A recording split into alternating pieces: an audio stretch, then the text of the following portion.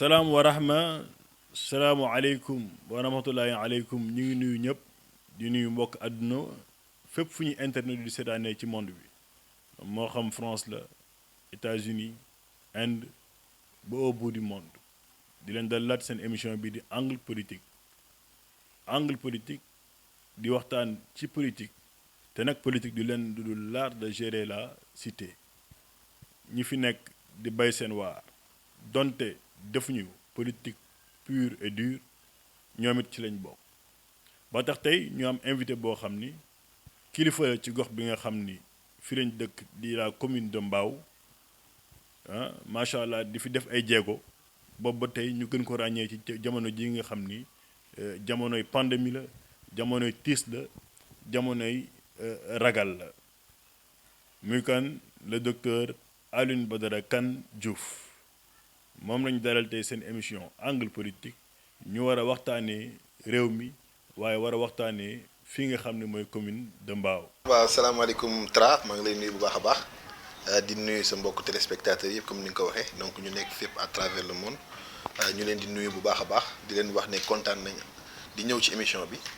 te di la wax ne vraiment ñu ngi koy suivre émission bi tout le temps te dañ ci am vraiment mbégte soo ñu fi invité pour ñu teew ci donc ñu ngi lay gërëm bu baax. macha allah c'est normal ndax nag nit nga koo xam ne yaa ngi def ay jéego ci réew mi notamment ci commune bi nga xam ne fa nga dëkk ndax olof nee na bay sa weewu tànk kon docteur noonu bu ma nee docteur Alioune Badara Diouf kan mooy nit ki kan mooy docteur Alioune Badara Kane Diouf. waaw posé nga question boo xamante ne am question bu am solo la te sawar naa ci tontu trop xëy na saabu du fóot boppam mais dinañu jéem a fexe rek un peu expliquer kan mooy docteur Alioune Badara ak ci lan lay yëngoog yooyu docteur Alioune Badara nag mën naa ne c'est fii la dëkk Kër Mbay Fall dëkk ci localité bi ñuy wax diggante Médina Mbao Gare maanaam diggante Tol Diaz ak Rue 10 foofu laay yeewoo ma nekk aussi tamit comme ni nga ko waxee docteur donc def sama jàng jaar ci école ñi nga xamante ne école département bi la donc depuis CM Tidiane jaar Limamoulaye dem université jàngee ci école bu ñuy tuddee école interétat des sciences et médecine vétérinaire de Dakar génn fa am doctorat d'état soutenir ko am ci mention très honorable avec félicitations du jury bi ma si jógee aussi tamit ma liggéey dans le privé nekk dans le privé pendant à peu près 3 ans 4 ans finalement après j'ai été recruté au niveau de la fonction publique ma nekk au niveau du ministère des pêches et de l'économie maritime yàlla def aussi ma daal di defaat beneen formation boo xamante ne mën naa ne c'est formation boo xam ne la en sécurité sanitaire des aliments mooy maanaam qualité des aliments de l'homme donc nekk ci spécialiste donc mën naa ne je suis docteur vétérinaire mais spécialisé dans la qualité des aliments de l'homme donc fi ma nekk di liggéey aussi ministère des pêches ma nekk fa inspecteur sanitaire des produits de la pêche et de l'aquaculture donc ma nekk nit koo xam ne nag fii laa dëkk di sagoo nag localité bi yàgg nag nekk yëngu ci ay mouvement depuis à l'école vétérinaire j'étais président d'amicale dans l'école bi ma génnee aussi tamit dirigé naa ay association yu nekk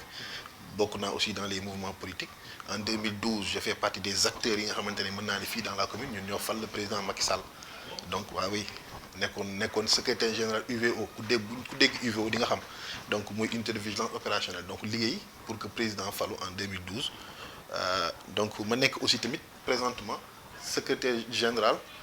du syndicat des médecins vétérinaires du Sénégal ndax bi ma duggee au niveau de l'administration sénégalaise ci laa fexe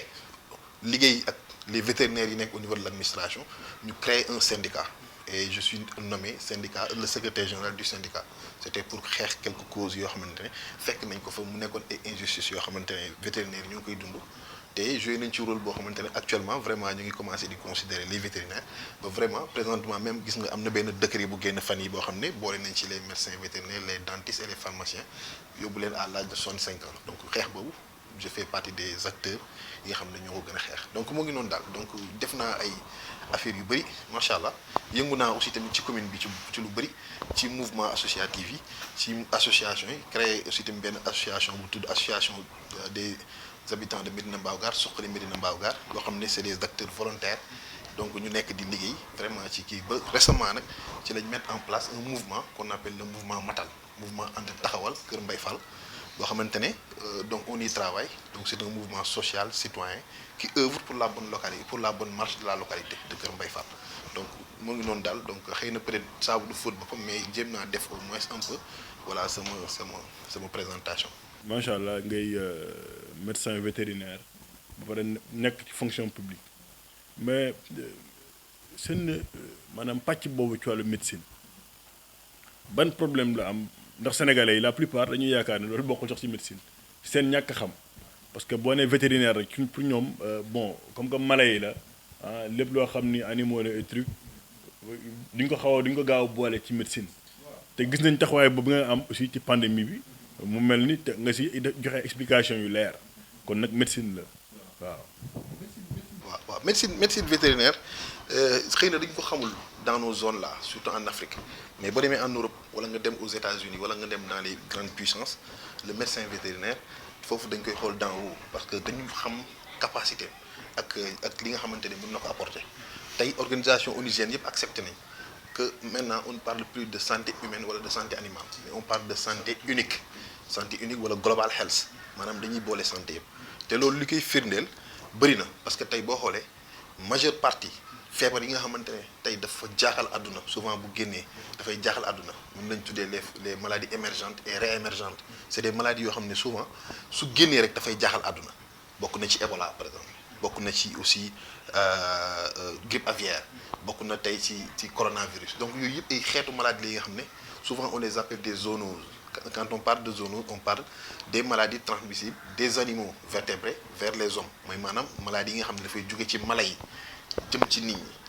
souvent maladies yooyu noonu 60 à 80% c'est des maladies zoonotiques maladies yi nga xam ne dafa grave mooy les maladies émergentes donc kon actuellement tollatuñ fi ñuy waxee santé humaine wala santé animale pour te dire que kon importance bi nga xam ne moom la médecine vétérinaire am te ñu bëri dañ ko xamul parce que bu ñu xamoon ne c'est très difficile c'est une médecine quand même qui est très difficile parce que tey njàng mi dafa metti déjà nit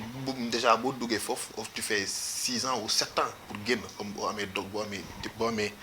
déjà soo amee bac S ngay am nga dugg ci école bi tu fais 7 ans daanaka pour mën a génn nekk docteur vétérinaire te lu ñu xamul aussi mooy que diplôme boobu ñu lay jox mooy doctorat d'état bi dafa nekk doctorat boo xam ne c'est la faculté des médecines moo ñu koy jox donc kon ñun donc li ñuy jouer dafa am solo te en plus de ça aussi li ñu xamul mooy la médecine vétérinaire c'est une médecine très difficile pourquoi mu wax ko parce que tey su fekkee le médecin humain soigne l'homme le vétérinaire il y a un scientifique du nom de Pavlov qui disait si le médecin humain soigne l'homme le vétérinaire lui soigne l'humanité te c'est très simple parce que tey médecin humain bi nit rek lay faj mais ñun dañuy jouer rôle tey ci santé humaine parce que tey lépp lu nit ki di lekk c'est le vétérinaire moo koy saytu bu fekkee loo xam ne dafa jógee ci les animaux ce qu'on appelle les denrées animales wala les denrées d'origine animale maanaam li nga xam ne dafay jógee muy yàpp muy nen muy meew c'est les denrées d'origine animale vétérinaire bi moo koy saytu muy jën vétérinaire bee koy saytu te ñëpp xam nañ ne feebar yooyu noonu yooyu maladie kii yooyu noonu lekk yooyu bu wérul rek xëy na peut-être mën na indil jafe-jafe nit ki donc kon mën naa ne kon la médecine vétérinaire c'est une médecine qui est très importante te tey encore en plus de ça dañuy jouer rôle également si contrôle des zoonoses mooy maanaam les maladies transmissibles des animaux à l'homme te tey mën naa ne il y a beaucoup de zoonoses yoo xamante ne ñu ngi fii te tey abattoir liggéey bi ñuy liggéey abattoir moo tax ba mën naa ne yeggul ci nit ñi parce que tey soo xoolee lu mel ne tuberculose ak yeneen xeetu feebar sax yoo xamante ne doo xalaat sax ne mën na jóge ci mala dafay jóge ci mala di dem ci nit mais ñun au niveau de l'abattoir dañ koy arrêté ba nga xam ne du génn sama benn xarit bu nekk abattoir rek nee na ma yàpp yi nga xamante ne ñoo ngi koy ci abattoir chaque mois dinañ génne au moins benn carcasse boo xamante ne suñ ko bàyyi woon mu dem dans la circulation humaine rek carcasse boobu mën na jur tuberculose ci nit ñi donc kon am nañ ci rôle boo xam ne ñoo ngi koy jouer en avant. mais bu ma xoolee li nga wax ni comme maladie yi nga tuddee maladie zoonose te coronavirus bokk ci muy maladie boo xam ni au début ñëpp newoon nañ ci animal la jógee soo ko jox nit kon normalement xeex bi nga xam ne dañ koy def ak pandémie bi yéen waroon nañ leen si intégrer est-ce que intégré nañ leen si niñ leen si war a intégrer au niveau de l'État. waaw intégration boobu noonu am na mais pour man aussi def na am na parce que nous avons des gens yoo xam ne ñoo ngi foofu au niveau de ci comité bi parce que am na benn comité de gestion des épidémies boo xam ne moo nekk au niveau de l'État. Il y a des vétérinaires qui sont là-bas mais tey liggéey bi nga xamante ne war nañ ko ci mën a def bu baax a baax ba léegi intégré wuñ ci les vétérinaires donc mais quand même ñun on n'attend pas man naturellement depuis le début de la pandémie man maa ngi def sensibilisation tey soo xoolee mën naa ne je fais partie des premiers bu ma nekkul sax la première personne à parler du coronavirus parce que bi ma koy wax boobu yegsiwul sax Europe mu ngi Chine bi ma déggee maladie bi def ci ay gëstu ci laa njëkk a wax ne nañu moytu am na feebar boo xam ne mu ngi Chine te bu ñu deful nànk dina dugg ci réew mi te su dugg see ci réew mi mën na indi jafe-jafe bu doy waar tey ba ma koy wax boobu yàgg na ma leen di wax ne li ci gën a garaaw nag mooy feebar bi dafa am ce qu'on appelle benn temps d'incubation boo xamante ne dafay yàgg maanaam diggante nit mën na ko am 14 jours après mu koy déclencher ma ne nag nañu moytu parce que li tax ñuy moytu mooy bu fekkee nit ki am na ko mu nekk ci moom dina ñëw aéroport ñu jël thermoflash teg ko du ñu gis feebar bi ci moom te su boobaa dina dugg dem au niveau dina dugg dem këram te bu demee këram malheureusement dina ko jox ñeneen ba pare bu demee ba këram ba 14e jour la koy déclencher doo koy wàll ñeneen te noonu la demee exactement boobu maa ngi artu état bi di leen wax ne nañu fexe ba ñu jël seen responsabilité ba nit su ñëwee nañ ko mettre en quarantaine xool ndax est-ce que amul jàngoro bi wala am ko parce que nit bu fekkee dafa nekk en phase d'incubation mën nga bañ a gis feebar bi ci moom soo ko tegee thermoflash yaramam du tàng donc doo gis mandargay sëqat ci moom doo gis benn mandarga donc kon moom su fekkee yow tey jëloo ay mesures yoo xam ne di nga ko mettre en quarantaine pour xool est-ce que ndax am na jàngoro wala amu ko soo ko bàyyee bu dem këram rek dina indi feebar bi te loolu man bon je l'ai en tout cas bi mu koy wax yàgg na boobu feebar bi ñëwagul Sénégal mais malheureusement c'est ce qui s'est passé. mais docteur ñu gis ci feebar boobu sax nga am ci taxawaay ñu gis imagine ñu ko wan nga ànd ak say ñi nga xam ne yéen a bokk mouvement bi dem joxe ji ay masques waa Kër Mbaye Fall aussi jàppale la si zone bi nga dëkk nga joxe ji ay masques ci école yi ci yenn lieux yi te mënoon nga ko bañ a def. waaw xam nga lu ñu naan nit bu fekkee da nga dëkk fenn parce que ñun dañu am benn philosophie bi mooy maanaam boo dëkkee ci gox bul xool di la gox bi defal mais yow xoolal li nga defal gox bi déjà ci philosophie boobu la ñu déparé bi ñu nekkee nag aussi nekk di def liggéey bu rafet ci sensibilisation bi on s'est dit que donc il faut que ñu dellu suñu localité aussi dem dans la localité pour accompagner la population. feebar bi muy doog a dugg si juste boobu li ma koy wax sa bëriwul mais soo xoolee def naa tuuru commune bi ñëw si premier magistrat bi nga xam ne moo nekk si commune muy le maire ñu liggéey ci loolu ma def benn sensibilisation boo xam ne dama ko def dans toute la commune dem fu nekk dem Kër Mbaye Fall dem Zac Mbao Ndeye Marie fépp wër commune bi yëpp def sensibilisation boo xam ne dañoon wax nit ñi nan la ñu war a def pour moytu feebar bi mu kon kooku donc premier acte bi ñu njëkk a def la bi yàlla dogalee nag ñu dem ba ci biir ñu ne nag il nous faut aussi dans notre localité à Kër Mbaye Fall parce que fa laay yeewoo fa laa juddu fa laa nekk fa laa yàgg donc foofu laay liggéey foofu fu may ñëwee tamit foofu laay fanaan si ma ne nag il va falloir qu'on fait une action léegi nag loolu moo waral ñu ne nag dinañ def benn action boo xamante ne dinañ joxe 4000 masques dans la localité ñu dem waxtaan ak suñuy partenaires seet ñi nga xam ne ñoo nekk si biir localité wax leen ko def ci liggéey bu rafet ba ci gërëm mouvement Matal parce que vraiment ñoom dès le début lañ jug commencé di liggéey ñu mel ne ñoom Youssou Touré vraiment ñu ànd dem def sensibilisation commune bi yëpp ne leen nag tel jour dinañ def don de masque boo xoolee le 13 jot ñu joxe 4000 masques dans la localité may ko nit ñi parce que xam nañ ne la lutte elle est devenue communautaire te tey pour mën a xeex doomu jàngoro il faut que ñu wàcc au niveau communautaire ñun tamit en tant que acteur communautaire ci la ñuy seet association yi nekk fii seet aussi tamit mouvement de jeunes yeeg yëpp xamal leen ko ne leen nag ñu bëgg ngeen ñëw participer dans cette lutte là mu waral ñu daal di fexe nag jël 4000 masques jox ko population bi mais jël waa service d'hygiène aussi ànd ak ñoom ñu désinfecter les lieux publics parce que ñun jàpp nañ ne feebar bi xëy na peut-être fi nga xamante ne fa la nit ñi di daje souvent dañ fay bàyyi doomu jàngoro parce que doomu jàngoro bi dafay des ci endroit yi nga xamante ne c'est des endroits yi nga xam ne nit ñi dañ fay daje te dafay yàgg ci biti ñu ne nag il faut que ñu désinfecter ces lieux parce que ñun xam nañ ne que ce virus là ne peut pas résister donc à la désinfection comme yenn détergents yi alcool eau de javel ak yooyu moo tax on s'est dit qu'il fallait maintenant être accompagné par les services d'hygiène ñu ñëw désinfecter lieux publics yëpp marché yi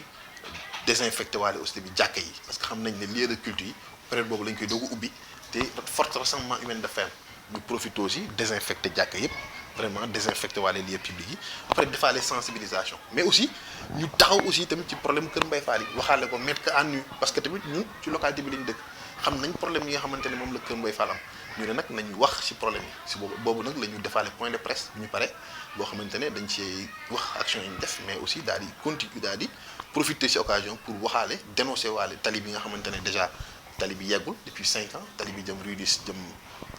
diggante Tol Diaz Rue 10 non diggante Rue 10 diggante nu mu tudd canal bi ba ci Rue 10 tali boobu tali bu yeggul la donc depuis 4 ans mu ngi foofu dañu ñëw commencé ko bàyyi ko ñu dénoncé waale aussi tamit canal bi sànq rek je pense que ñoo ngi doon def benn visite ci canal bi pour xool mais gis nañ ne dafa jéggi dayoo te problème la yoo xam ne c'est des problèmes majeurs yoo xamante ne bu ci état jugul rek amaana mën na nekk bombe écologique pour la population de Kër Mbaye Fall moo tax nag ñu dénoncé waale ko waxaale problème yi ci nekk yépp demander à l'État de venir vraiment régler ces problèmes au niveau de Kër Mbaye Fall la localité de Kër Mbaye Fall. looloo sax waral le mouvement matal parce que da ngeen bëgg matal li nga xam ne matul woon li matul woon ñaari loxo mooy dugg Kër Mbaye Fall benn bi état la benn bi mairie la mairie lu matul ci maire bi wala lu matul ci état bi lan ngeen bëgg a motal yéen waa matal. waaw xam nga matal moom déjà comme turam rek mouvement ànd taxawu Kër Mbaye Fall la ci principe am mooy def des actions sociales ak des actions citoyennes dans la localité de Kër Mbaye Fall suñ ci jógee doo koy yéeg dans la commune de Mbao maintenant ñun dañ ne am na loo xamante ne ñun duñ ci xaar état duñ ci xaar mairie suñ ko mënee dañ koy def ba tax na ñun on prend sur nous lépp loo xam ne am nañ ko ñun muy ay moyens lépp loo xamante ne am na ñoo xamante ne suñuy ay xarit lañ wala suñu ay nit lañ mën nañu ci jàppale ba ñu mën a jàppale localité bi on le fait on n'attend pas l'état maintenant lépp loo xamante ne tamit ñun mënuñ ko def parce que tamit xam nga y a des moyens yoo xam ne c'est des moyens très lourds ay infrastructures matal mënu ko defar donc là dañuy xool ki nga xam ne moo ko war a defar ñu fexe dem ci moom jëm ci dox jëm ci wax pour mu defar ko pour mu matal ko léegi nag bu fekkee ñoom mënuñ ko dox mu fekkee ñoom mënuñ ko def ñun su boobaa nag comme dox nañ ci jéem nañ ci mënul sotti subaa dañuy dénoncer loolu mooy waral sax ñuy def ay points de presse parce que souvent on fait des points de presse pour dénoncer wala ñu dem ay émissions di dénoncer parce que tout simplement dañuy xam ne lii du suñu rôle te mënuñ ko def mais ñi ko war a def dañ leen di woo ñu def ko te ñun dañu jiital kenn intérêt Kër Mbaye Fall ci lépp nag ak loo nekk suñu nit ak loo nekk koo xamante ne on te respecte bien bu problème Kër Mbaye Fall taxawee dañuy taxaw nekk ci ginnaaw population yi pour réclamer ko bu fekkee la maire la moo ko war a def dañuy taxaw réclamer ko mu def ko bu fekkee état moo ko war a def dañuy taxaw réclamer ko pour mu def ko donc kon lépp loo xamante ne en tout cas soit maire moo koy def wala soit état moo koy def te defu ko na xaar ne matal day ñëw dal ci kawam pour mu def ko. wala matal mottali ko waaw. matal est-ce que am na tey poche bu gis boo xam ne mën naa mottali ci noonu mën naa gis mouvement boo gis. maanaam dina am ay jàppandal. wala mu am borom doole boo xam ne moo fa nekk si mën nañu jàpp ne borom doole yi matal. tey macha allah c'est le docteur Alioune Badara est-ce que loolu mën nañu dem. non matal mouvement la boo xamante ne c'est un mouvement citoyen maanaam population ñi bokk ci matal ñëpp ñoom ñooy contribuer pour mën a jàppale matal. ñoom ñooy contribuer ñun aussi tamit suñu doole li ñu am ñu def ko ci. tu vois donc suñu amee dara def ko ci am nañ tamit ay xarit parce que tamit li ëpp solo nga mooy lan du les moyens ça du ëpp li ëpp solo du les moyens mais li ëpp solo mooy xalaat ak xel am nañ xalaat am nañ xel nous avons des gens yoo xamante ne am nañ possibilité mën a lijjanti loo xamante ne dañ ko def fii parce que tey il nous faut des partenaires ñun du ñun rek en tant que tel ñun ñooy génn suñu moyen pour def ko ci parce que xëy na duñu am moyens yu mat yi mais am nañ ay nit yoo xamante ne bu ñu fa demee bu fekkee kii la ñu dem pour solliciter leen à ce que ñu jàppale mouvement bi y a des bonnes volontés yoo xam ne ñu ngi fi donc bu ñu ñëwee jàppale état jàppale mouvement bi dañuy mën a def yenn yi mais tamit dañuy solliciter aussi tamit l'état pour mu ñëw jàppale ñu parce que tamit suñu jàppale tamit dafay gën a baax parce que ñun lu ñu tax a jóg mooy la localité donc lépp loo xam ne mën nañ ko def ci localité bi on n'attend personne pour le faire dinañ ci def lu ñu mën ñun suñu moyen bu ñu ko mënee ñu def ko suñ ko mënul tamit danañ ko dénoncer voilà loolu la. sànq da ngaa wax mu am solo. maanaam matal dafa pare pour. intérêt Kër Mbaye Fall. ku ko matalul ñu dal seen kaw. ma yaakaar ni parce que léegi da nga yàgg maire àndoon ngeen def benn tour. ba jàngoro ji di soog a commencé. kon maire sa xarit. waaw amuñu benn problème man ak maire. waaw sama xarit la amuñu benn jafe-jafe. mais tey bu doxalul ngeen dal ci kaw. waaw bu fekkee intérêt Kër Mbaye Fall moo taxaw. dañuy taxaw ne ko nag maire defal lii parce que loolu moom mooy li nga xamante ne moom mooy parce que maire man aw ma réeroo ak moom sama xarit la parce que wax dëgg yàlla nit la koo xamante ni daf ma jox cër xam nga nit tamit bu la joxee cër da nga koy delloo parce que nit kese la te cër bi ma jox wax dëgg yàlla moom laa koy delloo fu ma fekk dina ma yëkkati ba ci kaw wax dëgg yàlla bi feebar bi commencé daf ma woo ne ma kaay ma ñëw mu ne ma nañu liggéey nga jàppale ma ci sensibilisation bi moom xam ne mooy moom intérêt mbaaw moo ko tax a jóg ma daal di jug ànd ak moom dem sensibiliser sans dërëm nag amul dërëm loo xam ne jox nañ ma ko ci man maa ko def sama volonté bopp def ko génn dem parce que xam naa ne boobu maa ngi bëgg a jàppale la localité donc su ma gisee le premier magistrat ñëw taxaw daal di ne ma jàppale ma ci lii dem ko ciy jàppale donc am na yeneen rencontre yu bëri yoo xam ne daje nañ liggéey ci ensemble donc kon man maire aw ma problème ak moom te su ma amee jafe-jafe su ma amee loo xamante ni dama ko bëgg ci localité bi dinaa ko woo ne ko maire lii laa bëgg ci localité bi vraiment nga defal ñu ko parce que tamit xam naa ne loolu Kër Mbaye Fall mais nag. est-ce que mën na considérer comme un produit maire. non kenn mënu ma considérer un produit maire man je suis suñu propre produit Kër Mbaye Fall la waaw mais nag am naa am di jàmm sama am di jàmm lañ ñoom ñëpp aw ma xaar ma yàlla kenn dans la commune. docteur Alioune Badara Kane Diouf ak politique. est-ce que ànd na. waaw xam nga politique pour man c'est l'art de gérer la cité damay politique man ma personne dafay politique mais le mouvement politiqueul ma personne man dafay politique parce que en 2012 je fais partie des gens yi nga xamante ne tey ñun ñoo fal le président Macky Sall fii dans la commune. mais en 2012 seen ki nekkoon ci bopp bi Abdou Karim Sall kon xamante ngeen. xam naa ko bu baax a baax Abdou Karim Sall xam naa ko bu baax a baax. kon jot ngaa yëngu ci politique. doo dégg man la en 2012 j'étais le secrétaire général des UVO unité de vigilance opérationnelle boo xamante ne ñun ñoo taxaw dans la commune pour jàppale le président Macky Sall mu falu en 2012 ñu liggéey ak ministre Abdou Karim Sall ñun ñoo ko def suñu coordinateur boobu nekkagul ministre nekkul DG tu vois donc ñu liggéey ensemble nekkandoo ba falandoo le président Macky Sall bi ñu nee ba ci biir nag y a eu des problèmes parce que après man xëy na peut-être suñu ay idée peut-être bokkul woon parce que nit ku nekk tamit ak nu mel xëy na moom li ma bëggoon def ak man li ma bëggoon def bon bokkul man ma préféré retiré wu bañ a ànd teg moom parce que tamit nit ku nekk tamit da ngay am gëm-gëm te man dafa am gëm-gëm bu ma gëm donc yàlla def na bi ñu commencé dem ba ci biir ma xam ne man peut-être il fallait que je me retire ci laa retiré wu mais teewul maa ngi doon jàppale le président Macky Sall di ko jàppale te moom mu nekkoon APR aussi mais maa ngi ko doon jàppale mais ànduma ak moom parce que bokkuñu woon ay vision parce que man je suis une personne boo xam ne je suis libre kenn moomu ma tu vois donc man lu ma gëmul du ma ko def lu ma gëm laay def lu ma gëmul du ma ko def te aussi tamit j'ai le courage de mes idées su ma gëmul li ngay def dama lay wax ni gëwuma ko parce que man kenn moomu ma te yàlla suturaal na ma ba amul kenn kuy taxaw ci commune bi ne man maa jàppale docteur léegi li amul lépp lu ñuy def man demandé wu ma ci xaalisu kenn soxlawu ma xaalisu kenn lekku ma xaalisu kenn yàlla moom mooy suturaal maa ngi sant yàlla bu baax maa ngi liggéey am naa sama liggéey te maa ngi ciy suturlu te maa ngi jàppale aussi tamit ñi ma war a jàppale donc kon man du ma ne kenn yàlla gis na la te nuyu te kiiwul du ma ko def. mais docteur xam nga suñu waa ji. sëñ bi Sall. waaw bu fekkee da nga nekk ak moom. en 2012. moom mu jiite ñëpp nangul ne ko moo jiite. docteur Alioune Badara nekk ci wetam. mais normalement comme que moom moo jiite. mais lépp lu mu wax da nga war na yaram gannaaw da nga war ni waaw. d'accord non xam nga ñun bañu ñu mu jiite. parce que tamit bu dul dara ñun ñoo ko fal. xam nga ni nee naa la ñun ñoo fal Abdou Karim. coordonnateur coordonnateur de comité électoral boobu du moins comité électoral de Mbao ñoo ko faloon def ko donc kon bañu ñu mu jiite xam nga ku fekkee ne yow yaa nit fal ko coordonnateur kooku xam nga bañoo mu jiite donc jiite nañu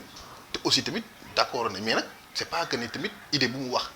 man dama ci war a d'accord wala man idée bu mu wax moom mu d'accord ci day am quoi day am des fois doo xam ne duñ ci d'accord parce que man dama am idée man dama nekk nit aussi tamit boo xam ne je réfléchis dama am samay principe am loo xam ne moom laa gëm donc su fekkee moom wax na loo xam ne gëmuma ko man damay taxaw ne ko gëmuma ko te malheureusement noonu la demee parce que après bi ñu nekkee ci réunion yi souvent dañ doon am divergence ay idées souvent waaw dañu doon sax des fois mën naa ne daaw ñu jubóor ci lu bëri ci ni ñu doon doxalee finalement j'ai préféré me retirer daal di dellu nekk ci leneen donc après finalement noonu laa def daal di dellu nekk ci leneen mais teewul président Macky Sall maa ngi ko doon jàppale ba récemment bi ñu koy falaat aussi en 2018 kañ 2000 sax bi ñu koy falaat nii récemment bi ñu koy 2014 en 2019 bi ñu koy falaat man dama ci liggéey ba am solo pour mu faluwaat mais docteur comme ñu gis nii. docteur. yàgg na ci politique yàgg na yàggu ci politique. jàpp nañu ne le président. waaw jàppale naa ko. baax nag am benn réalité bu fi nekk. mbalka mu tuuti rek. ñaari kuy yoo xam ne seen i bëjjën dafa rëy. mënuñu soo xajal beneen kuy nekk ci. te bu ñu gisee. docteur Alioune Badara mais boo même bu fekkee politique boo demee ba ci biir sa mouvement bi. mën nañu ne comme ko jàppale si Kër Mbaye Fall moo tax a dugg. te Kër Mbaye Fall ñu ngi teg benn ndombal tànk boo xam ne ñu ngi xaar ponkal mu ko jël. te jàpp nañ yow yaay suñu ponkal. demal nga samp sa ndënd. bu boobaa di nga samp sa ndënd am déet. non xam nga actuellement loolu du actualité ci man parce que man actuellement dafa am benn ligne de conduite boo xam ne moom laa yor muy maanaam man moom mbalka moom ñuy mbëkkantee wax dëgg yàlla man. dugg non man. waaw monsieur le maire waaw monsieur le maire waaw donc man ñaar ñuy mbëkkante man dugguma ci loolu man actuellement mouvement bi ma yor nii wax naa la ko ne c'est un mouvement boo xamante ne mouvement social la citoyen c'est-à-dire ñun dañuy œuvrer pour la bonne marche de la localité loolu moom mooy sunu mbébét instant yi ci loolu la ñuy yëngu maanaam tey ñun lépp lu ñu mën a def pour sunu localité on le fait te képp koo xamante ne tamit soit nga nekk ci maire wala nga nekk ci Abdou Karim sax boo ñëwee pour jàppale ñu ci liggéey localité bi ñun dañuy ànd ak yow parce que ñun dañu jàpp ne ñun dañuy seeti sax ak des associations wala ay nit yoo xamante ne ci biir fii lañ dëkk te bëgg nañ localité bi te bëgg nañ def dara dañ leen di seeti waxtaan ak ñoom parce que ñun dañu jàpp ne ñu bokk objectif war nañ mën a bokk benn mbir maanaam tey ñun bu ñu bokkee objectif war nañ mën a ànd liggéey waaw donc ñun objectif bi ñu am mooy jàppale suñu localité donc képp ku ñu gis ne yow da nga taxaw pour jàppale suñu localité dañuy taxaw jàppale ànd ak yow pour ñu liggéey mais nag pour ay élection 2000 kii yooyu moom ñëwagul wax dëgg yàlla mënuguñ ci wax lu bëri mais lu ñu mën a wax daal mooy nous travaillons sur le terrain ñu ngi jàppale suñu localité te actuellement am nañ ay objectifs yoo xam ne c'est des objectifs immédiats mooy tey nawet baa ngi ñëw te Kër Mbaye Fall ku ko xam-xam ne mbënd mi waaw macha allah donc ñun xam nañ ne mbënd mi ñëw na ba pare donc ñun aussi ñu ngi seet ay moyens ay méthodes yu ñu mën a def ba mën a jàppale population bi soulager leen surtout si problème yi parce que xam nañ ne nawet bi moom bu xasee ba taw musiba la Kër Mbaye Fall ku ko xam-xam ne metti na trop léegi nag bon ñun ci loolu la ñuy yëngu te ñu ngi seet aussi tamit ci loolu kuñ ci mën a jàppale tamit vraiment ñu ngi lay woo nga ñëw jàppale ñu ci waaw parce que soxla nañ ay moto pompe soxla nañ vraiment ay matériel ay brouette ay pelle ay kii yoo xamante ne dinañu mën a permettre ñu faire face à ça parce que il nous faut soulager les populations coûte que coûte donc loolu daal muy suñu objectif mais quand même fii ak ay li ci kanam moom yàlla rek ko xam li ci kanam moom yàlla rek ko xam mais ñun pour le moment ñun objectif bii lañ am waaw objectif boobu lañ am. mais docteur ñu bëri noonu lañ ci duggee li ci kanam rek xam nga rek affaire yi kii rek nga kii boo kiiwee rek nga kii ça y est moom c'est pas à l'ordre du jour daal c'est pas à l'ordre du jour waaw. mais docteur. nous arrivons au terme de notre émission. gàtt na moom wax dëgg yàlla. doyaluñu. waaye xam naa ne li ñu jël quelques témoignages ak ñi nga xam ne ñoom nga fi àndal. bu ko defee ñu dellu si waat daal di jàkkaarloo ak yow pour mot de la fin bi. waaw ak ñaari laaj yu tontu rek. acca quoi bismillah. auzu billahi mina shaytaani rajim bismillahi rahmaani rahim. alhamdulillahi wasala abada ala lazi bihi lana huda abada sayyiduna muhammad wal ali wa sahbihi zawina li wali. salaamaaleykum wa rahmatullahi wa barakaatu. yéen mbokk banlieue TV ñu ngi leen nuyu bu baax di nuyu waa DTS bi tamit TV ñu ngi leen nuyu di leen ziar bu baax macha allah di rafetlu liggéey bi macha allah sell na lool waa di tey dañoo ñëwoon accompagner sunu macha allah sunu xarit docteur Alioune Badara ñu ànd ak moom di liggéey biir Kër Mbaye Fall macha allah mu doon koo xam ne ni ku neex àndal la. ndaxte dinoo ñëw fekk ko ci terrain bi wax dëgg yàlla mu neex nu ak doxinam ak doxalinam wax dëgg yàlla ñun dinoo ñëw fekk ko ci te bu ñu ñëwee wax dëgg yàlla bu ñu toogee ñu gis nañu ni bokk nañu pas-pas bokk nañu benn xalaat ndaxte li ko ñor mooy biir Kër Mbaye Fall te mu doon macha allah koo xam ne ni ku set loxo la mën a ànd ak ñëpp. te am di jàmm ak ñëpp ñu ma nekkal biir Kër Mbaye Fall macha allah di doon ku am pësteef ku am yëg-yëg ci biir nit ñi ku am yëg-yëg tamit ci maanaam entourage am di nekk ko xam ne nag macha allah ku pësteefu ku bëgg réew mi ku bëgg goxam loolu taxoon ñu ànd ak moom ngir ànd ak moom ci liggéey bi nag mu ngi tudd mouvement bi mouvement matal ànd taxawal Kër Mbaye Fall te mu mouvement bi macha allah bu ñu ñëwee ñu ànd ak moom teg ci ay réalisation yoo xam ne ni dana wax ne ni dootuñu toog di wax mais dañuy jëf jiital. Babacar Diédhiou bokk ci mouvement ànd matal Kër Mbaye Fall bu suñu docteur suñu responsable suñu leader Aliou Badara Kane Diouf bu muy jiital mu doon li nga xamante ne lu ñu rafetlu lool ci taxawaayam ci suñu gox bi c'est quelqu'un ki nga xamante ne ku am pas-pas ku am dignité te du wax ba pare du def boo gisee ñu ànd ak moom c'est parce que gis nañu ay actions yi mu def te moo ñu jiitu moo tax ñooñu bu mu wootee ñu fekk ci ko mu doon lu ñu xamante ne population vraiment bu nekk ci rue 10 Kër Mbaye Fall ñu ngi koy rafetlu trop mag ak rak ndaw ñëpp ñu ngi koy rafetlu donc nous sommes prêts à l'accompagner jusqu'au bout vraiment c'est quelqu'un de responsable et quelqu'un qui a une très grande vision pour suñu localité comme ça waaye lu ñu ko jógee wax Aliou Badara Kane Diouf yàgg na ci action bi ñu foofu la ñu ko fekk léegi kon instant yi fu ñu nekk nii on tend la main à tout le monde képp ki nga xamante ne des gens de bonne volonté des citoyens des patriotes vraiment ñu ngi leen tend la main ñëw jàpp ci mbokkool liggéey bi ndax ànd doole mooy lépp waaw parce que loo gis bu amee mbooloo mooy lépp bu amul mbooloo du dem waaw vraiment ñu ngi rafetlu ci télé banlieue bi banlieue TV et DTF TV ci seen liggéey bi seen taxawaay tamit rafet na lool ñu ngi ñaan tamit ñu gën a ko yaatal ngeen accompagner tamit ci suñu liggéey bi vraiment yàlla def ci kii quoi barke vraiment ñu ngi remercier trop waaw ci émission bi